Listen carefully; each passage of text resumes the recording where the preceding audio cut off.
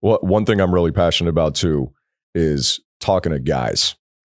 Guys have got to start talking about their feelings. Mm-hmm. I very much believe that women are not the emotional creatures. It is men that are the emotional creatures. Okay. Tell me more. Oh, we need more. We are way more sensitive than you guys.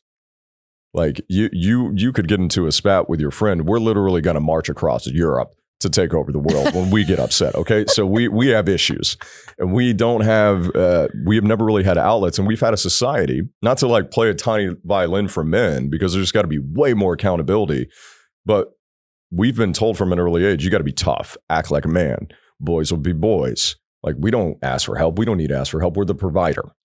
We're supposed to be the rock. We have to take boys on don't cry. Boys don't cry. All that bullshit. I mean, that's what I grew up with too. I still have a lot of that in me of like, I don't need this help. I mean, early conditioning. Yeah. So we have to get guys to start talking. And I think that's a massive issue right now as guys. I think there's been more of that, especially in the sports world, of seeing these big macho guys and Olympic medal winners like Michael Phelps, talk about their mental health and say, these are the things I'm going through, to let you know, like, hey, us guys got to start talking. We got issues.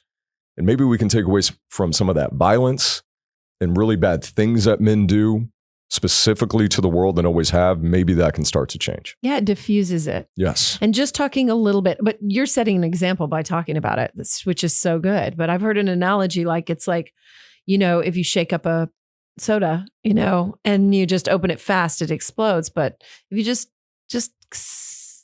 like take a little bit, right? Let yourself talk just a little, and ease into it. Then you're not going to go take over Europe or try. That's a really good analogy for guys' emotions, because most of the time it does happen like that. We explode outwards with our anger and everything else, and it's too much. So yeah, we do need a softer hand. Yeah. We need a little bit of care from motherly figures and female figures to kind of get us here. Not that we need to put the burden on women to fix us, and you shouldn't, put that on somebody else to fix you. That's right. You got to deal with. But you guys could give us some good advice and good lessons and experience of like, hey, this would be a good way to handle this right now. Absolutely. But women aren't immune to it either. I mean, we stuff things down, and then I've had times where I've stuffed things and then, exploded, not in a pretty way. Exactly. Yeah. I've had to learn, okay, talk now.